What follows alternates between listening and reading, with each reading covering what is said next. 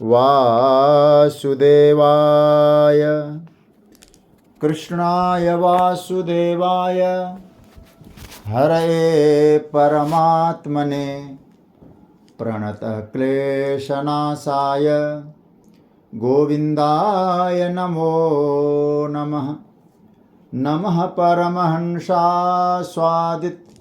चरणकमलचिन्मकरन्दाय भक्तजनमानसनिवासाय श्रीरामचन्द्राय। वागीशायस्य वदने लक्ष्मीर्यस्य च वक्ष्यसि यस्यास्ते हृदये संवित् तं नृसिंहमहं भजे। गुरुर्ब्रह्मा गुरुर्विष्णुर् गुरुर्देवो महेश्वरः गुरुसाक्षात् परब्रह्म तस्मै श्री गुरवे नमः। भगवत चरण कमलानुरागी सभी आत्मीय प्रिय स्वजन वृंद,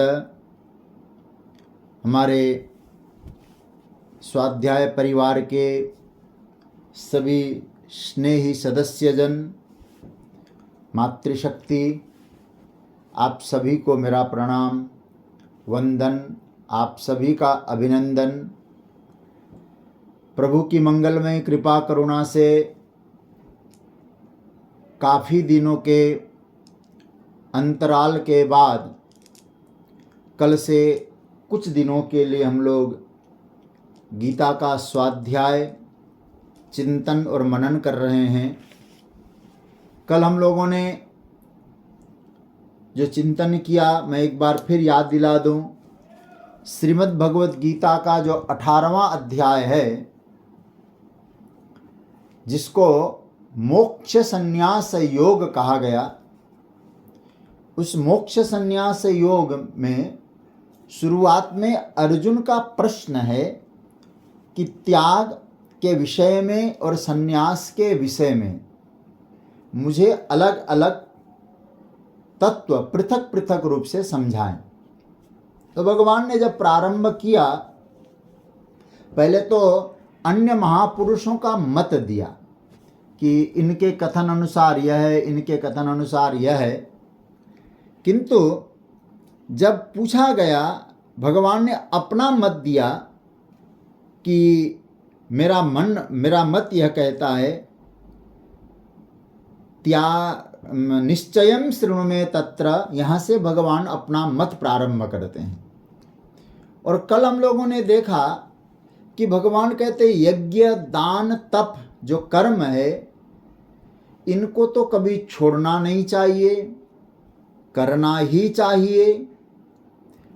लेकिन उस करने के संदर्भ में भगवान ने दो बातें कही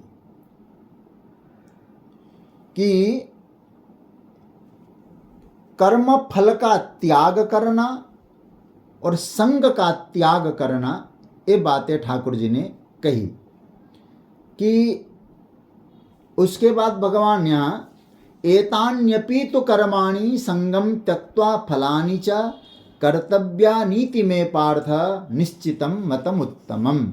मेरा उत्तम मत तो यह है, जैसे ये तीन तो करना ही करना है, बाकी और भी जो आपको कर्तव्य है, आपके लिए निर्धारित किया गया है, उन्हें भी आपको करना ही होगा।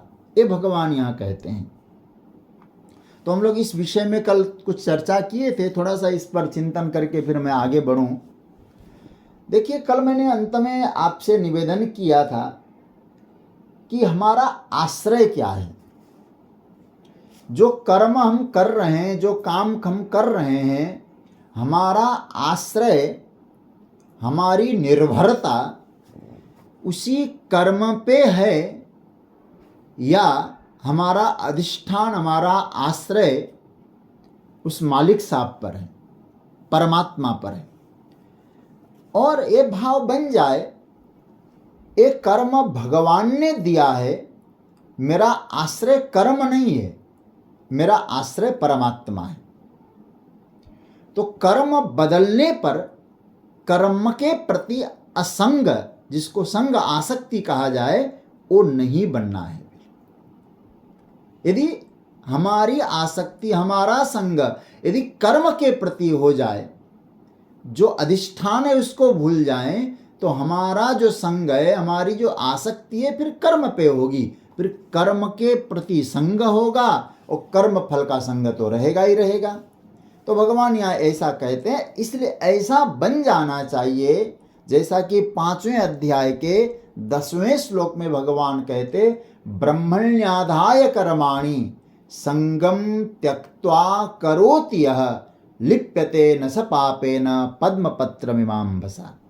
भगवान ने क्या कहा? ब्रह्मणि आधाय, भगवान में आश्रित होकर के, ब्रह्मण्याधाय कर्माणि संगम त्यक्त्वा, ब्रह्मणि आधाय कर्माणि और संगम त्यक्त्वा यहाँ कहा। संगम त्यक्त्वा का अर्थ बना कि हम लोग आसक्ति को त्याग कर, केवल फलानी च, फल और आसक्ति को त्याग कर एक भगवान में आश्रित होकर कर्म करें। तो जैसे जल में कीचड़ में रहकर भी पद्म कमल बिल्कुल उसे निर्लेप होता है, तो कर्म का लेप उस साधक को नहीं लगता है। ये भगवान ने ये बात की। तो इन बातों से एक चीज तो सामने आती है, हमारा अधिष्ठान परमात्मा होना चाहिए, हमारा आश्रय परमात्मा होना चाहिए, न कि कर्म बने, ये भावना। अब यहां एक बात मैं और विचार कर रहा था, हमारा जो अंतःकरण है, हमारी जो स्थिति, हमारा जो मन है, वो हमेशा याद रखिएगा कोई ना कोई सहारा चाहता है। यदि मन को सहारा न मिले तो समझ लीजिएगा हमारा मन डूब जाएगा। हम लोग भागवत जी में कथा सुनते हैं, जब मंदराचल पर्वत को ला करके बासुकी नाग को मथानी बना करके जब चालू किया गया था समुद्र मंथन, उस समय हुआ क्या? मथानी तो मिल गए मंदराचल पर्वत, लेकिन नीचे आश्रय नहीं था। तो आश्रय न होने का परिणाम क्या बना कि इस मंदराचल पर्वत समुद्र में डूबने लगा। तो फिर भगवान ने कृपा की और भगवान कछुआ बन करके उस मंदराचल पर्वत को अपने पीठ पर लेते हैं। तो सीधी सी बात है, हमारा मन, हमारा अंतःकरण ही मंदराचल है। ध्यान से सुनिएगा, हमारा अंतःकरण, हमारा मन ये मंदराचल पर्वत है। और जब संसार रूपी सागर में मन रूपी मंदराचल पर्वत का मंथन होता है, यदि आश्रय नहीं मिलेगा तो हमारा मन संसार सागर में डूबेगा। तो क्या बनना चाहिए? हम लोगों को हमारे मन का आश्रय क्या होना चाहिए? जब भगवान बन जाते हैं तो मंथन होता है, अंत में अमृत मिलता है। तो आपको अमृत की प्राप्ति करनी है, अमृत चाहिए, तो हमें एक चीज ध्यान देना चाहिए, हमारा आश्रय मजबूत होना चाहिए। बिना आश्रय के साधना नहीं बन पाता है। कोई व्यक्ति कहे कि आप ध्यान करो, आप किसी का चिंतन मत करो, भाई एक जब तक आश्रय न बने तब तक कुछ भी नहीं होता संसार में, न साधना होता है न संसार का कर्म होता है। तो एक बात ध्यान से सुनिए, यहां मैं जो आपके सामने निवेदन करना चाह रहा हूं, साधना का जो मार्ग है उसमें सबसे पहला मार्ग है हमारा आश्रय क्या है? आश्रय परमात्मा होना चाहिए। और तब कोई दिक्कत नहीं होती है। आश्रय ठाकुर जी न हो तो डूबने का बहुत डर रहता है। तो अंतःकरण को आश्रय चाहिए, हमेशा अंतःकरण सहारा चाहता है और आवश्यक भी है, बहुत जरूरी भी है। और जब तक उसे सहारा न मिले, जब तक उसको एक कोई सहारा नहीं मिलता है, तो महाराज फिर उसका तो भटकना ही रहेगा। फिर मैं गांव की भाषा में कहूं, जैसे गाय बैल ऊंट जो भी है पशु खेत में चरने के लिए जाते हैं ना, तो चर के जब वापस आते हैं तो आप याद रखिएगा, प्राय सभी पशु अपनी अपनी खूंटी में जाते हैं, अपने गांव से बिलोंग करते होंगे अथवा सुना होगा तो आपको मालूम है। मैं इसलिए कह रहा हूँ कि वो पशु जो है वो खूंटी में चले जाते हैं, क्योंकि मालूम है हमारी खूंटी यह है। तो प्रिय स्वजनों, हमारा मन कहीं भी जाए एक खूंटा जरूर गाड़ के रखिएगा। इधर उधर भटकना पड़े, कहीं जाना पड़े, एक खूंटे में जरूर हमें बंधना चाहिए। उस खूंटे का नाम है परमात्मा। इसलिए भगवान कहते, फिर गुनगुनाने का मन होता है, ब्रह्मण्याधाय कर्माणि संगम त्यक्त्वा करोति यह। यही रहस्य है इसका। केवल फल को छोड़ करके आप कर्म करो, मुझे फल की कोई जरूरत नहीं, ये नहीं है।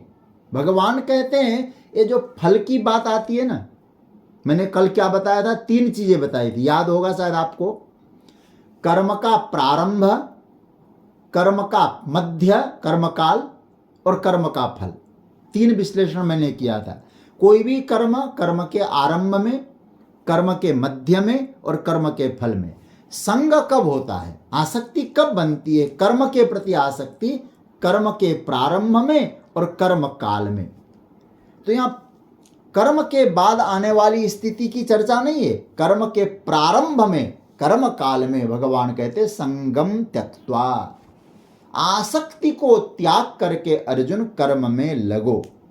एतान्यपि तो कल वाला श्लोक देखिएगा, एतान्यपि तो कर्माणि, 6ठा श्लोक, एतान्यपि तो कर्माणि संगम त्यक्त्वा करोति फल, संगम त्यक्त्वा फलानि च कर्तव्यानीति में पार्थ निश्चितम मतम उत्तमम। तो अब एक बात ध्यान देना, एक कर्तव्यानी, कर्तव्यानी बहुवचन है। कर्तव्य मतलब क्या हुआ, बोले कोई काम आपके हाथ में आता है ना, उसमें कर्तव्य बोध एक चीज हुआ करता है।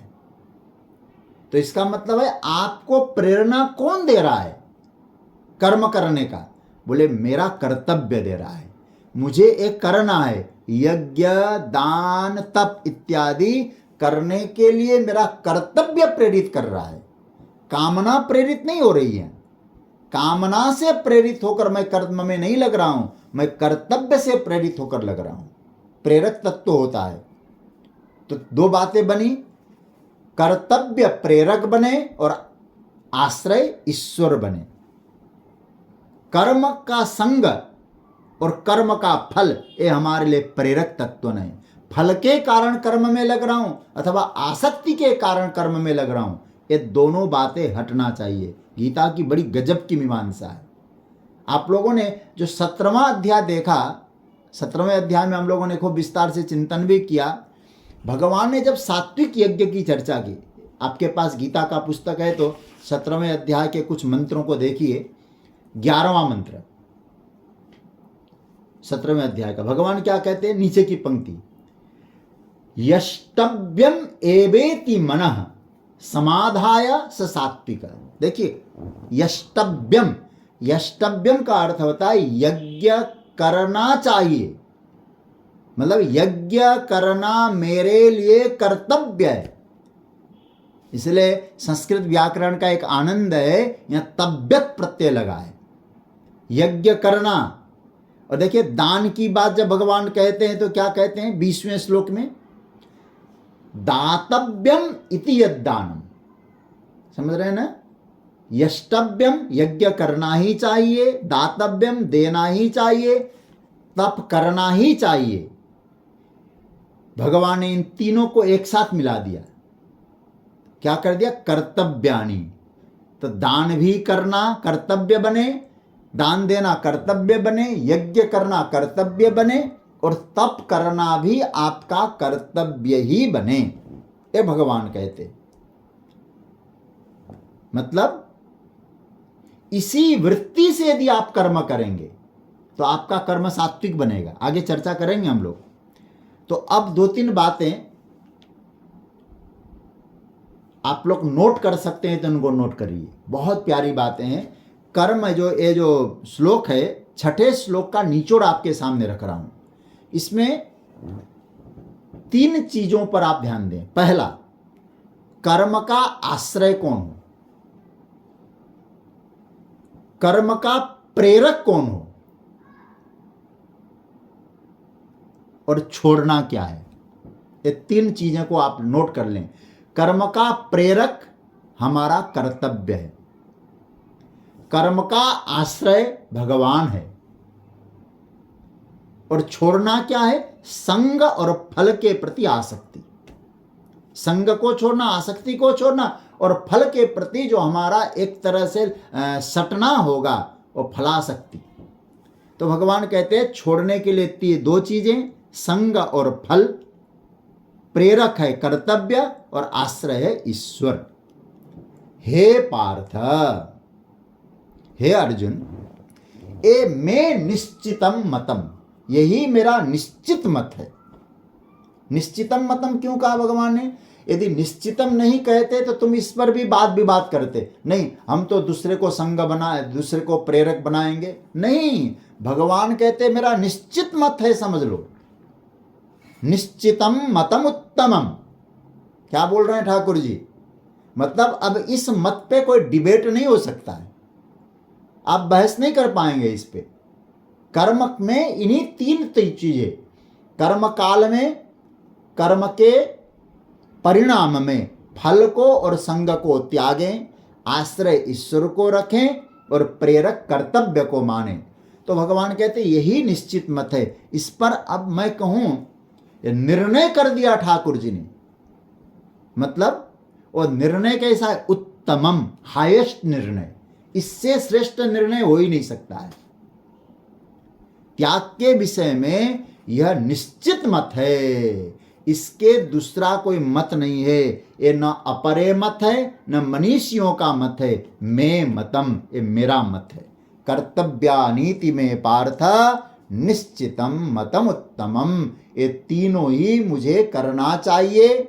यज्ञ, दान, तप और मेरे लिए जो निर्धारित कर्म है वो करना चाहिए, लेकिन कर्तव्य पूर्वक करें, कामना पूर्वक न करें, ईश्वर का आश्रय रखकर करें। अब भगवान ने जो कहा, प्रभु ने कहा कि तीन त्रिविधा संप्रकृत, यह त्रिविधा शब्द आया ना ऊपर चौथे श्लोक में, त्यागो ही पुरुष व्याघ्र, ये त्रिविध शब्द पे अंडरलाइन कर लीजिए आप लोग। अब उसी का विश्लेषण हम लोग करने जा रहे हैं। त्यागो ही पुरुष व्याघ्र, हे अर्जुन, ये त्याग क्या है? त्रिविधा, तीन प्रकार से त्याग की चर्चा है। तो इस बात को ठाकुर जी कह रहे हैं। तो आइए अब भगवान सबसे पहले त्याग के प्रकरण में तामस त्याग की चर्चा करते हैं। कई बार हम लोग भी इस श्रेणी में आ जाते हैं, हम लोगों को सावधान करने के लिए ठाकुर जी कह रहे हैं। कभी कभी त्याग हमारा तामस हो जाता है, कोई चीज छोड़ना। त्याग का तत्व क्या है? तामस त्याग की चर्चा है। 7वां मंत्र है, मैं बोलूं फिर आप लोग बोलिए। नियतस्य तु संन्यास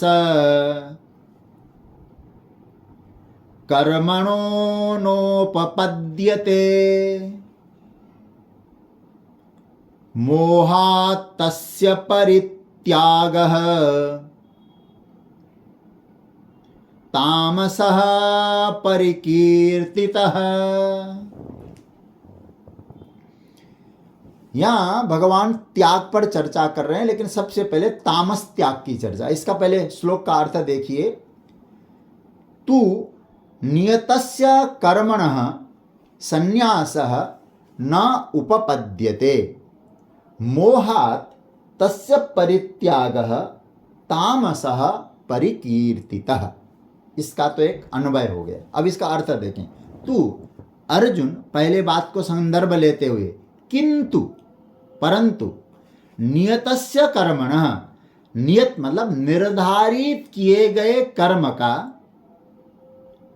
निर्धारित किए गए कर्म का संन्यासः स्वरूप से त्याग। संन्यास शब्द का अर्थ वो भगवाधारी वाली बात नहीं आएगी।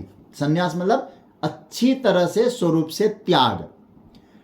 निर्धारित किए गए कर्म का स्वरूप से त्याग न उपपद्यते, मतलब उचित नहीं है। न उपपद्यते का अर्थ उचित नहीं माना गया है। इसलिए मोहात् तस्य परित्याग, मोहात् मोह के कारण, तस्य मतलब उस कर्म का, परित्याग त्याग कर देना तामसः परिकीर्तिता, तामस त्याग कहा गया है, उसको तामस त्याग कहा गया है। अब भगवान यहाँ त्रिविध त्याग की चर्चा करते हैं, बहुत ध्यान से समझने का प्रयास करिए और आपको आपके मन मस्तिष्क में बात बैठ जानी चाहिए। भगवान कहते किसी का त्याग संभव नहीं है, फिर भी कोई कर देता है उसका त्याग। इस पर भगवान का अपना वक्तव्य, ठाकुर जी कुछ टिप्पणियां देते हैं, अपना भाव देते हैं। नियतस्य तु संन्यास कर्मणा न उपपद्यते। पहले इतनी पंक्ति को पकड़ लीजिए, इसलिए मैंने कल कहा था गीता के पुस्तक हाथ में हो ना तो कई पंक्तियां अपने आप खुल जाएगी। नियतस्य तु संन्यास कर्मणा न उपपद्यते, संन्यास न उपपद्यते, संन्यास अर्थात त्याग। हे अर्जुन, त्याग उचित नहीं है। पहले इतनी पंक्ति देख लेंगे ना तो पूरी पंक्ति बैठ जाएगी आपको। त्याग न उपपद्यते, त्याग उचित नहीं है। कौन सा त्याग उचित नहीं है भाई? किस त्याग को भगवान उचित नहीं कहते?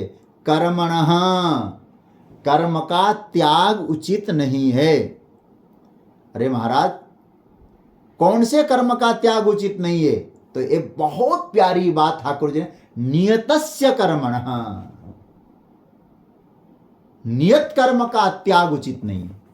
नियतस्य कर्मणः संन्यास न उपपद्यते। इसलिए भगवान ने जब कर्मयोग की चर्चा की, एक बार मैं चाहूंगा गीता आप खोलकर तीसरे अध्याय का 8वां श्लोक देख लें जरा। क्या सुंदर सूत्र दिया है। देखिए, उसी नियत को यहां मिलाइए जरा। भगवान ने क्या कहा? नियतम कुरु कर्मत्वम। कर्म तीसरे का 8वां, नियतम कुरु कर्मत्वम कर्म ज्यायो यह कर्मणः शरीर यात्रा पीचते न प्रसिद्धेत अकर्मणः। और यही बात यहां क्या? नियतस्य, और वहां क्या कहा? नियतम कुरु कर्म। कर्म कैसा करना? नियत कर्म करना। और यहां भगवान कहते हैं नियतस्य संन्यास न उपपद्यते। अरे भाई, जो आपको निर्धारित किया गया है उस कर्म का त्याग नहीं करना है। अब ध्यान देना, नियतस्य शब्द पे जोड़ दे रहा हूं मैं। कर्मणः त्याग न, कर्म का त्याग उचित नहीं है। लेकिन कौन से कर्म का त्याग उचित नहीं है? नियतस्य कर्मणः त्याग। नियत का तात्पर्य क्या है? नियत का तात्पर्य बनता है जो मेरे लिए निर्धारित किया गया है वह मुझे करना ही है। मेरी उम्र के हिसाब से, समाज में मेरी हैसियत के हिसाब से, उसके नाते से मुझे वह करना ही चाहिए। परिवार में, संस्था में जो मेरी हैसियत से, मेरी व्यवस्था से जो कर्म मुझे मिला है, भगवान कहते हैं उसको छोड़ना नहीं चाहिए। नियत करने वाला तत्व क्या है? नियत। जैसे मैं आपको कहूं, नियत शब्द को और मैं इंटरप्रिटेशन के द्वारा आपको समझाने की कोशिश करूं, मैं जो समझाने का प्रयास करूंगा, आपकी जो विशिष्ट पहचान है, विचार करना, आपकी एक पहचान है, उस पहचान के अनुसार आपको कर्म मिला है।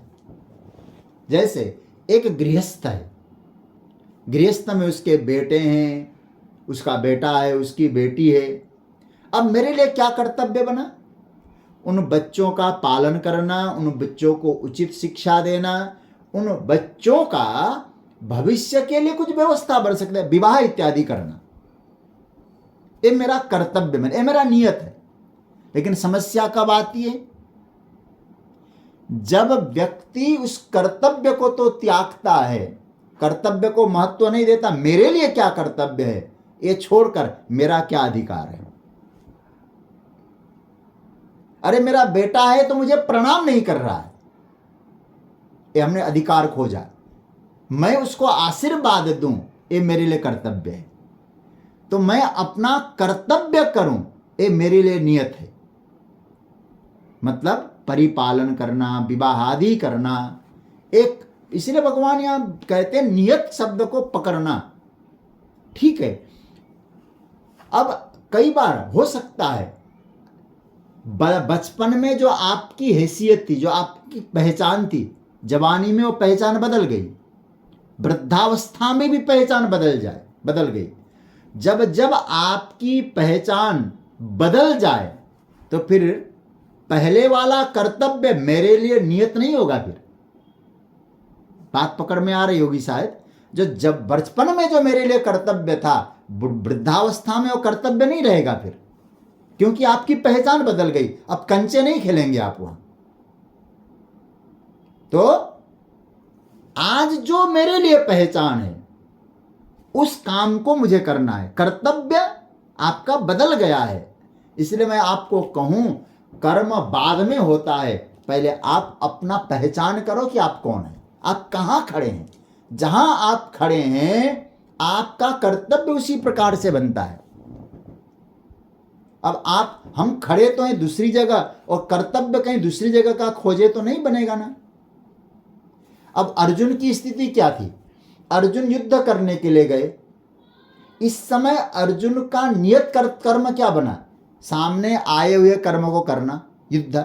और अर्जुन क्या कहता है? मैं भिक्षा ले लूंगा, सन्यासी बनूंगा, भाग जाऊंगा। इस समय अर्जुन का कर्तव्य भिक्षा मांगना नहीं था। नियत कर्म उसको नहीं कहते हैं। नियत कर्म वर्तमान में आपकी अपनी पहचान, जिसको बोलूंगा आइडेंटिटी, आपकी असली पहचान क्या है, उस असली पहचान के अनुसार आपका कर्तव्य बनता है। इसलिए मैं एक बात कहूं, हमारे पहचान का लेवल बदल जाता है। जैसे आयु हो गई, उम्र हो गई। अब जो कुछ कर्म ऐसे होते हैं हमको शोभा नहीं देता, क्योंकि हमारी पहचान बदल गई, बुढ़ापा आ गया। मुझे एक छोटा सा प्रसंग याद आ रहा है रामचरितमानस का। जब दशरथ जी महाराज कैकेयी के पास चले गए और वहां कैकेयी, तो आप सब कथा जानते हैं कि ऐसा राम जी का राज्याभिषेक होना था। मंथना ने कैकेयी को सुनाया। जब दशरथ जी राम जी के राज्याभिषेक का अंतिम टच देकर व्यवस्था का कैकेयी के पास गए, तो कैकेयी जब फुंकार मारती है दशरथ जी को, तो दशरथ जी क्या कहते?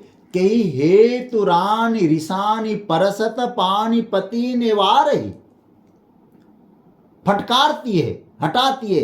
तो दशरथ जी क्या, ये तो काम कला है, काम में सब होता है, मनाना होता है, रूठना होता है। तो तुलसी बाबा कहते हैं, अरे महाराज दशरथ जरा सोचो, आपकी इस समय पहचान क्या है? आप 4 ऐसे योग्य पुत्र के पिता हैं, जीवन की चौथी अवस्था है, और उस समय भी पत्नी में काम भाव का स्थिति देखें तो क्या लिखते हैं? देखो काम प्रताप बढ़ाई। तुलसी बाबा कहते हैं काम का प्रताप है। तो मेरा कहने का अर्थ यह हुआ, दशरथ जी यहां क्या कहते हैं कि अरे तुम्हें इस तरह से क्यों करती हो, तुम्हारा कमर हाथी की तरह है, तुम ऐसा प्यार बोलती हो।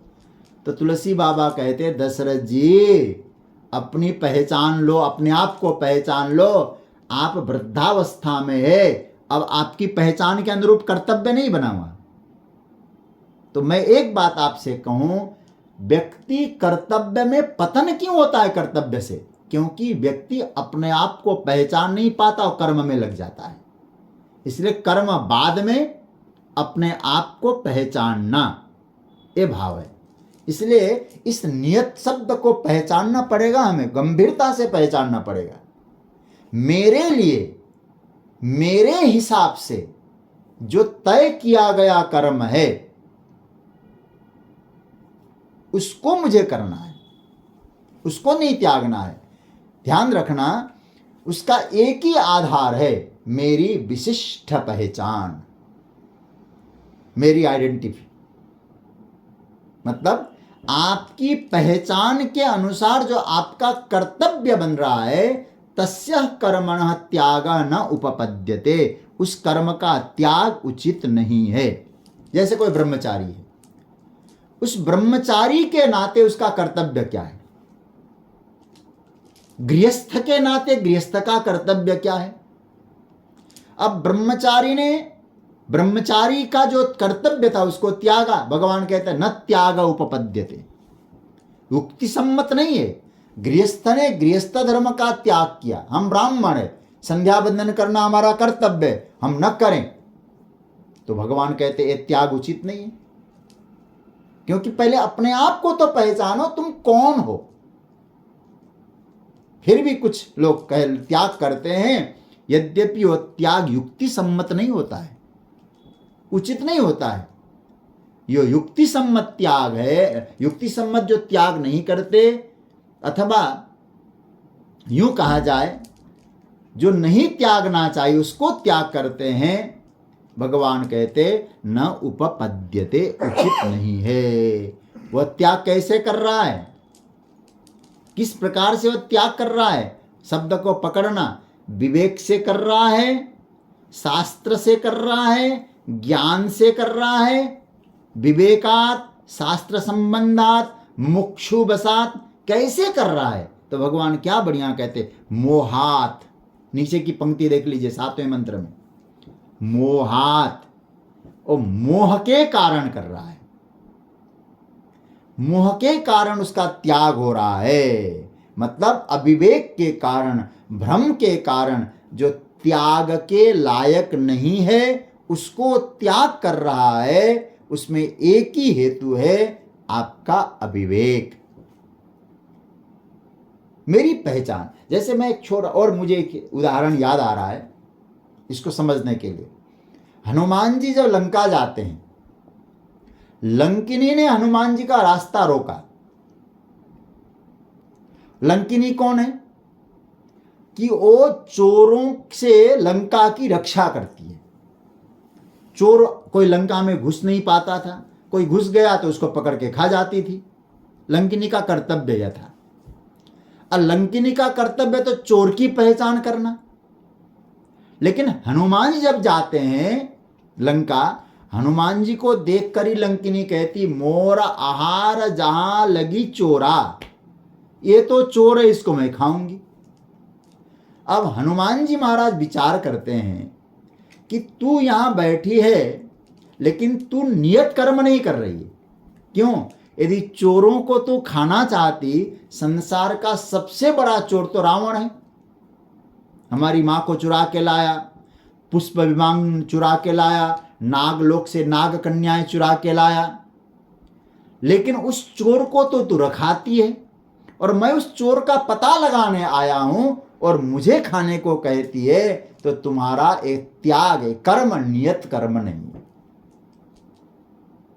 तो भगवान फिर हनुमान जी ने उसको मुष्टिका का प्रहार किया तो यथार्थ बोध हो जाता है, तात मोर अति पुण्य बहुता, देखे वो नयन राम कर दूता।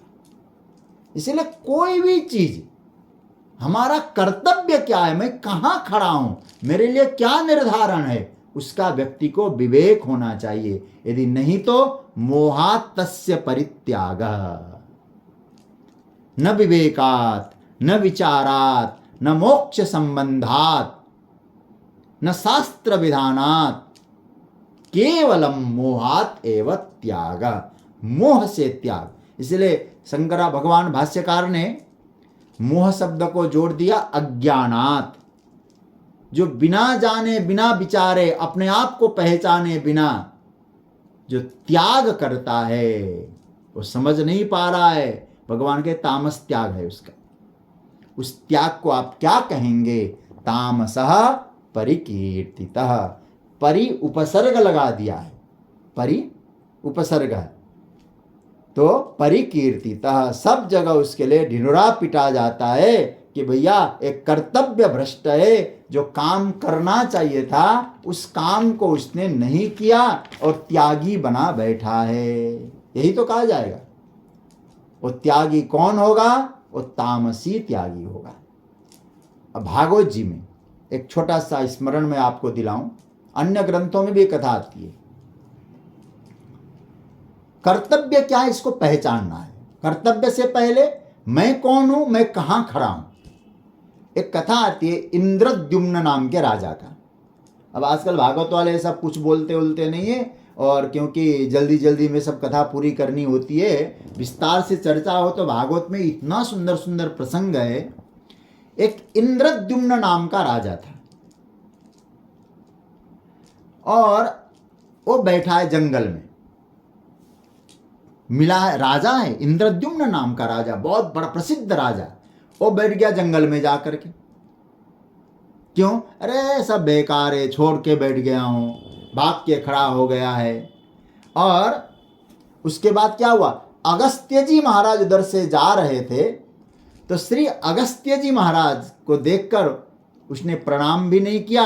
और अगस्त्य जी ने कहा, महामूर्ख, जिसको मैं कहूं मूर्खाधिराज हो तू। बोले क्यों, तुझे क्या मिला है? बोले राज्य मिला है। राज्य का पालन करना चाहिए, तेरी योग्यता के अनुसार तुझे राज्य मिला है, लेकिन तू राज्य का पालन तो नहीं करता। उस राज्य को छोड़ करके जंगल में आकर बैठा है। इस समय तेरा कर्तव्य जंगल में बैठने का नहीं था, राजपाट करके प्रजाओं का पालन करना था, लेकिन तू फिर यहां बैठा है। तो अगस्त्य जी ने उसको शाप दिया, जा तू हाथी बन जा, बैठा रहेगा, फिर जंगल में ही रहेगा।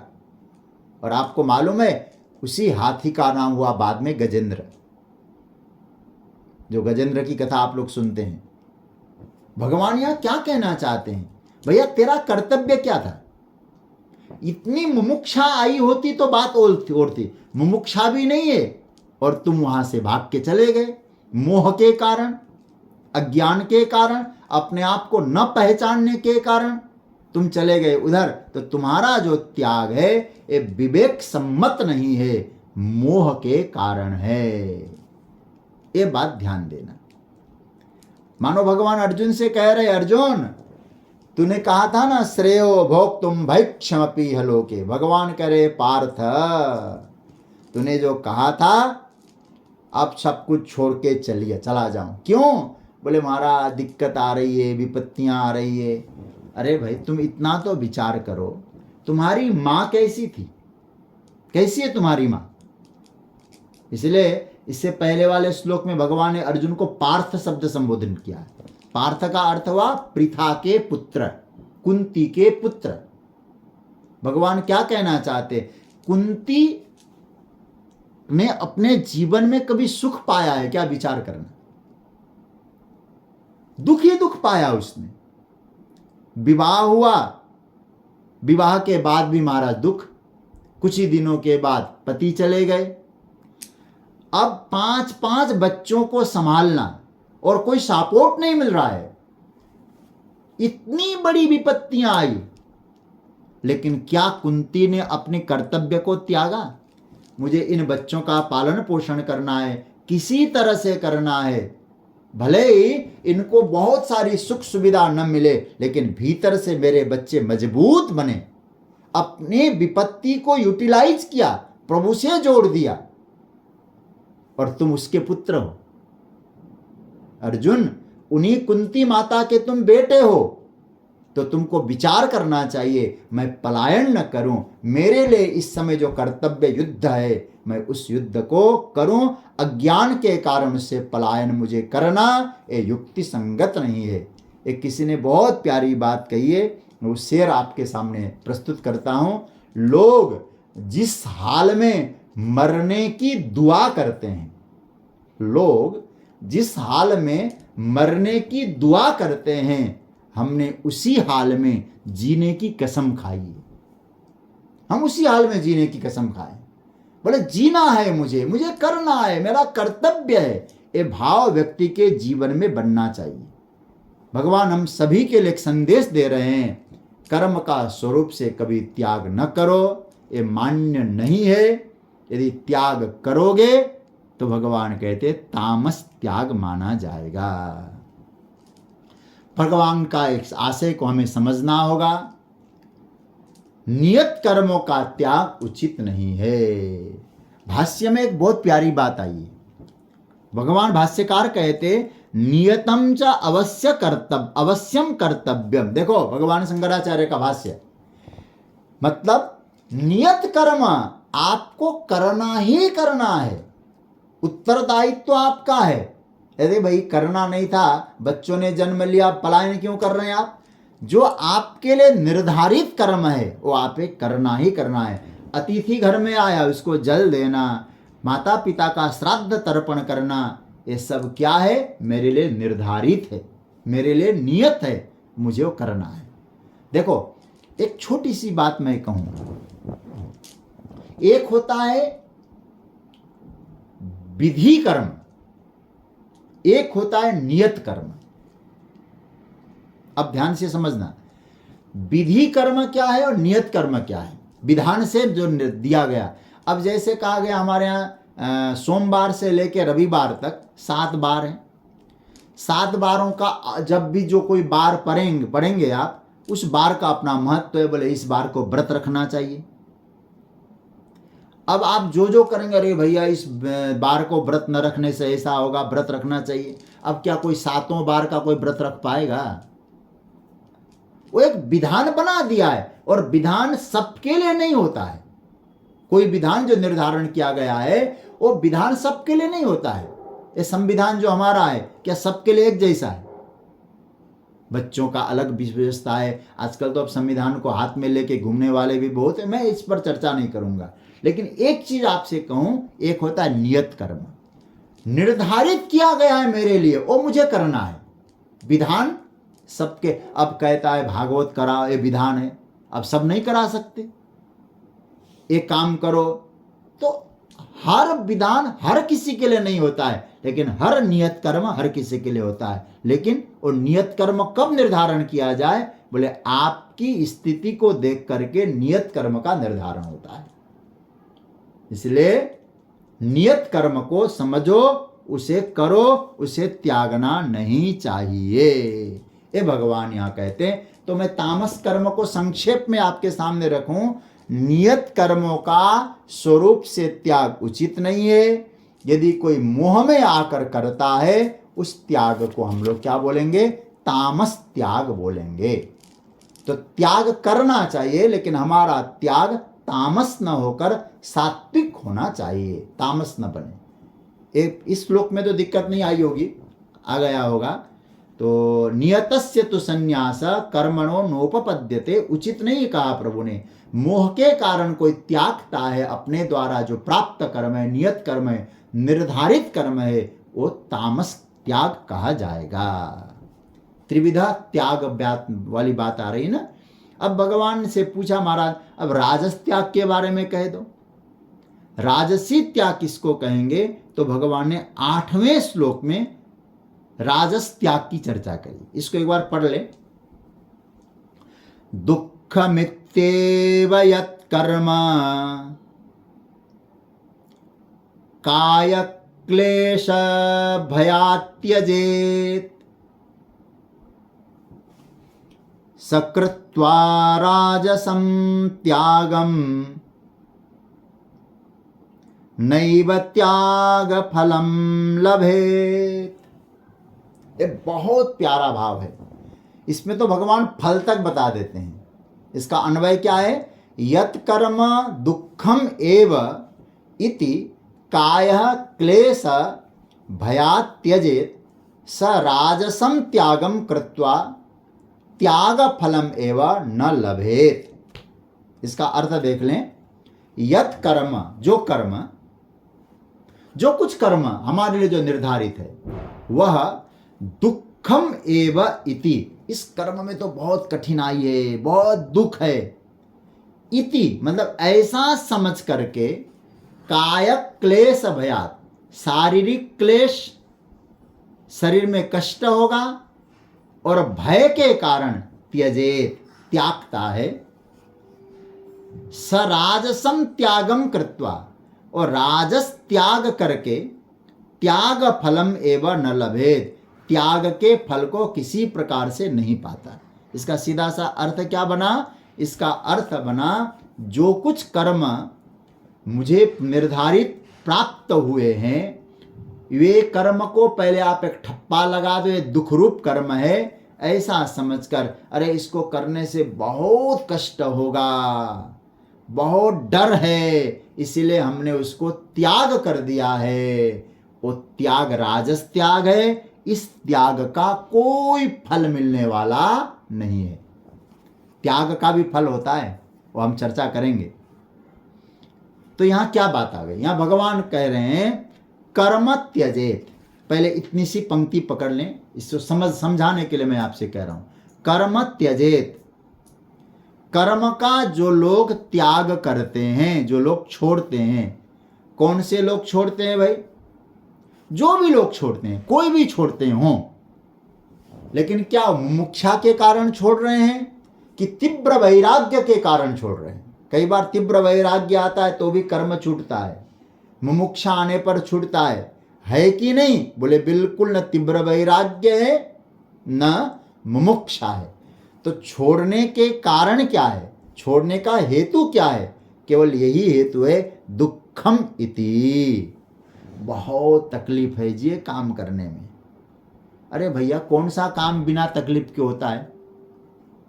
हर काम में तकलीफ तो होगा, करने में कष्ट होगा, इसलिए कष्ट को देख करके त्याग देता है। दुखम इति यत कर्म त्यजेत। बात पकड़ में आ रहा होगा। दुख है, और आप 10वें श्लोक में जब भगवान कहेंगे ना, अकुशले नानुसजन, अकुशले न द्वेष्टि, जो उसको अनुरूप नहीं है मन के अनुरूप, लेकिन मेरे लिए निर्धारित है, उस कर्म को उस कर्म से वो कभी द्वेष नहीं करता है। मैं एक बात स्पष्ट कर दूं, ये 18वें अध्याय में जो भगवान बोल रहे, पूरी गीता की बात कहूं, भगवान गोविंद किसी कर्म को दुख रूप समझकर छोड़ने की आज्ञा कभी नहीं देते। क्या भगवान रथ हाँक रहे थे अर्जुन का, तो भगवान क्या सुखी था? सुख था उनको, लेकिन भगवान कहते हैं नहीं, निर्धारित है भाई। अर्जुन का यही प्रश्न था, तत्किम कर्मणि घोरे माम नियोजयसि केशव, कर्मयोग के प्रसंग में 3रे अध्याय में। तो भगवान क्या कहते हैं, गोरे सब छोड़ दो अर्जुन, तुम तो युद्ध करो, विगत ज्वर, बुखार उखार नहीं आनी चाहिए, तुम तो युद्ध में लग जाओ। ये भगवान यहां स्पष्ट कहते हैं। तो आइए जो मुख्य प्रसंग है उसको पकड़ते हैं। दुखमिति यत कर्म काय क्लेश भयात् त्यजेत। इसका अर्थ क्या हुआ? अभी उसने निर्धारित कर्म किया ही नहीं, चालू ही नहीं किया, पहले ही दुख मिलेगा, डर बैठा है, इसलिए वो छोड़ रहा है। एक आप हमारे यहाँ एक बहुत प्यारा ग्रंथ है, आपने उस ग्रंथ का नाम सुना होगा, जिस ग्रंथ को कहते हैं पंचतंत्र, विष्णु शर्मा का बहुत सुंदर ग्रंथ है, बहुत अच्छी अच्छी कथाएं है उसमें। वहां पंचतंत्र में एक मंत्र आया है, 3 प्रकार के लोग होते हैं। कौन कौन से? प्रारभ्यते न कुर खलु कर्म भयेन नीचै, प्रारंभ विघ्न विहता विरमन्ति मध्या, विघ्नै पुनः पुनरपि प्रतिहन्यमाना, प्रारंभ चोत्तम जनान परित्यजन्ति। इसका अर्थ क्या हुआ? इसका अर्थ है 3 प्रकार के लोग, नीच, मध्यम, उत्तम। नीच कौन है? डर के मारे कष्ट आएंगे, तकलीफ आएंगे, विघ्न आएंगे, इसके मारे काम को चालू करता ही नहीं, वो सबसे नीच आदमी। मध्यम आदमी कौन है? बीच वाला। मध्यम पुरुष कौन है? मध्यम वो है, काम तो चालू कर गया, लेकिन कोई विघ्न आ गया तो उसने काम को रोक दिया, अरे कष्ट आ गया, ऐसा सोच के उसने काम को रोका, वो मध्यम कोटि का है। लेकिन विघ्नै पुनः पुनरपि प्रतिहन्यमाना, एक नहीं, 2 नहीं, अनेक विघ्न आ गए, लेकिन विघ्न अनेक आने पर भी उसने काम को नहीं छोड़ा, तो समझ लीजिएगा वो सबसे श्रेष्ठ है। विघ्नों के डर से काम चालू न करे, निम्न है। विघ्न आने पर काम को रोके, वो मध्यम है। अनेक विघ्नों को भी पार करके काम को पूरा करता है, वो उत्तम है। तो यहाँ क्या भगवान कह रहे हैं, जो व्यक्ति कह रहा है कि भय, डर बैठा है, तकलीफ होगी, ये सोच रहा है, लेकिन काम तो चालू किया ही नहीं। अरे काम चालू करते ना पहले, तुम पहले ही सोच लिया उसने। भयात त्यजेत, भय से वो छोड़ रहा है। मैं एक शब्द आपके सामने रखना चाहूंगा, जरूर इसको नोट कर लें। हमेशा जो भय होगा ना, या भयात त्यजेत शब्द आया, दो चीजों को ठाकुर जी ने यहाँ लिखा है, इन दोनों को अलग से आप नोट कर सकते हैं, दुख और भय। दुख और भय लिखा है। भय इस श्लोक में प्रभु ने कहा है दुखमित्येव और भयात त्यजेत, दो चीजें आई। तो यहां भय क्या चीज है? भय हमेशा भविष्य को लेकर होता है, आगे को लेकर ही, भविष्य को लेकर ही भय बना रहता है।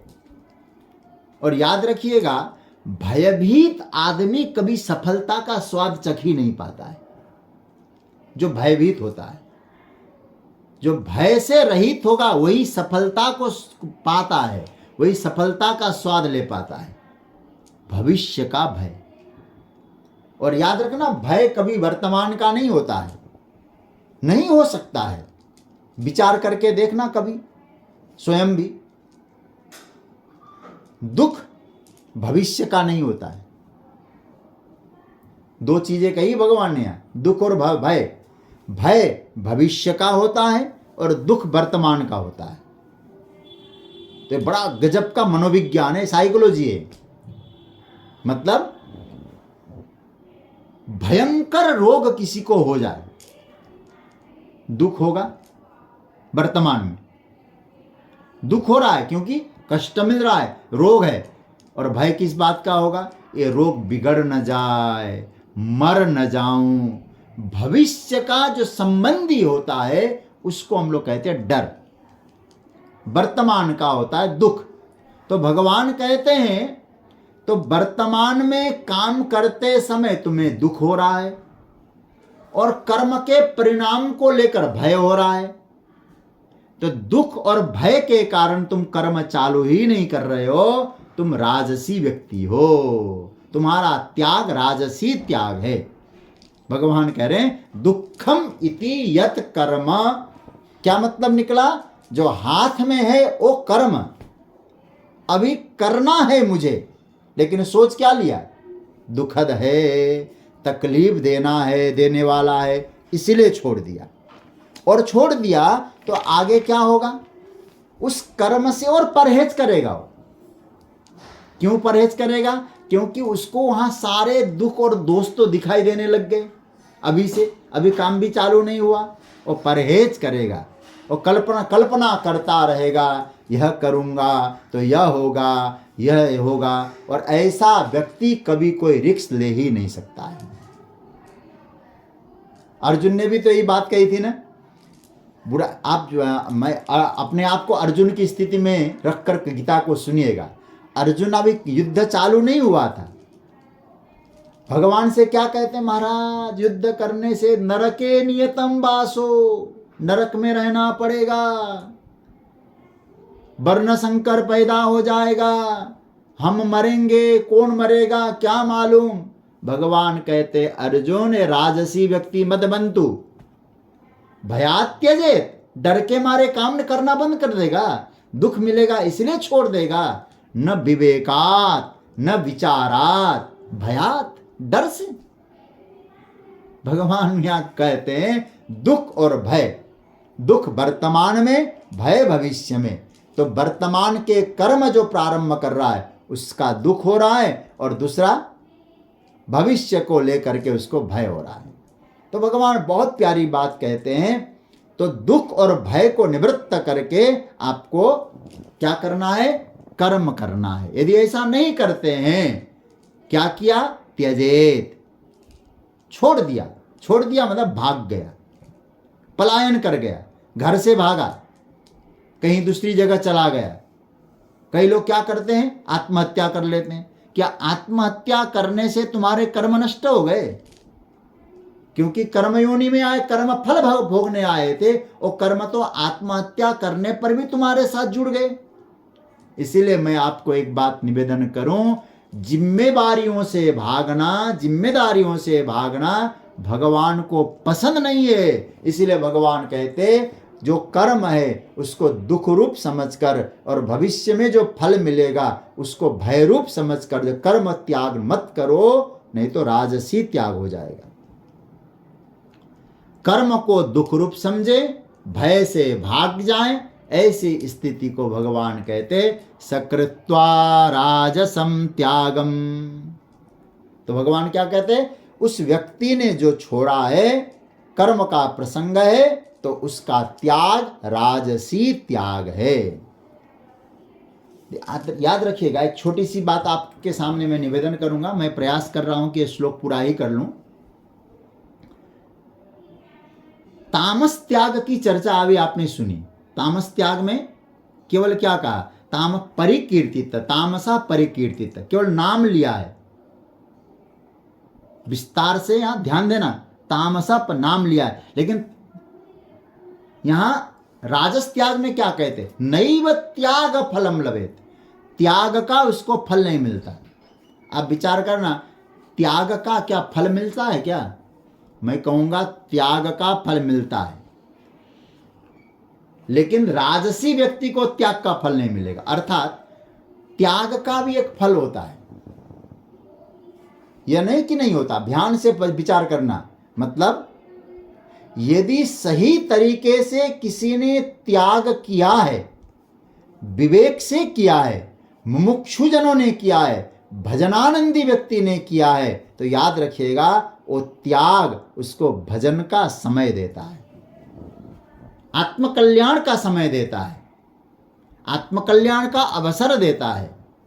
अच्छा सोचिए, आप लोग 1 घंटा यहाँ गीता का स्वाध्याय कर रहे हैं, यदि आपके मन में कोई अन्य चीजों का मन हो, उधर जाना था, आपने उस सुख सुविधा को त्यागा, इच्छा को त्याग कर गीता, तो त्यागने पर आपको गीता का स्वाद मिल रहा है।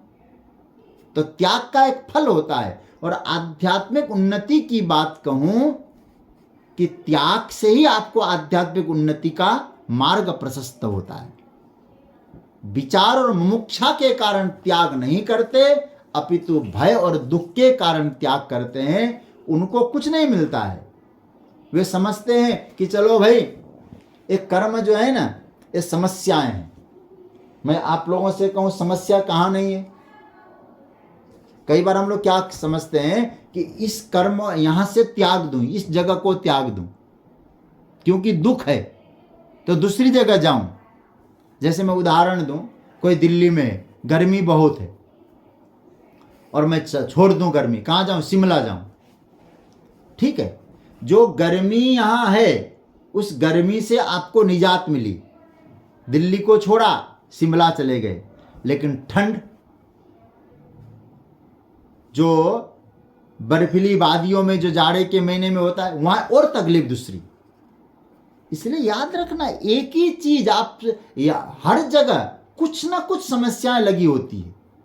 आप यह देश छोड़कर विदेश जाएंगे, देश में समस्या थी, विदेश में शायद वो वाली समस्या नहीं, दूसरी समस्या मिल गई।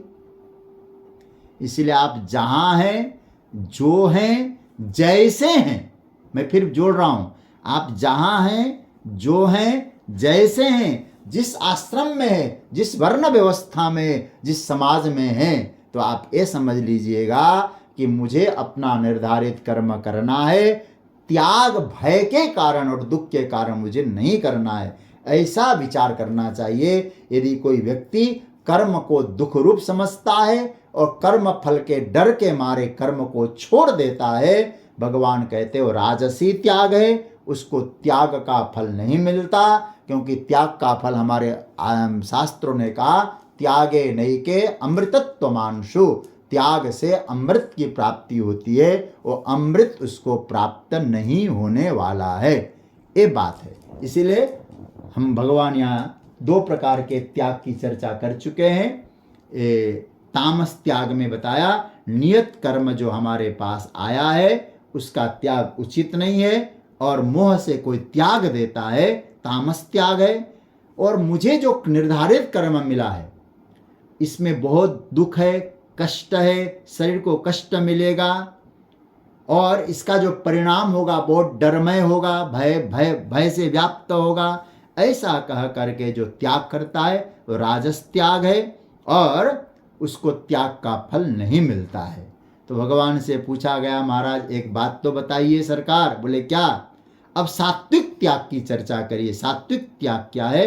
केवल मैं कह दूं, इसमें कार्यमित्येव यत् कर्म नियतम क्रियते अर्जुन संगम त्यक्त्वा फलम चैव सत्याग सात्विको मतः।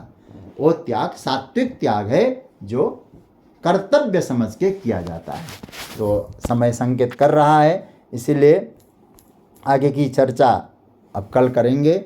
एक निवेदन यह है कि आप लोग खूब प्रेम से इसको सुने, चिंतन करें, मन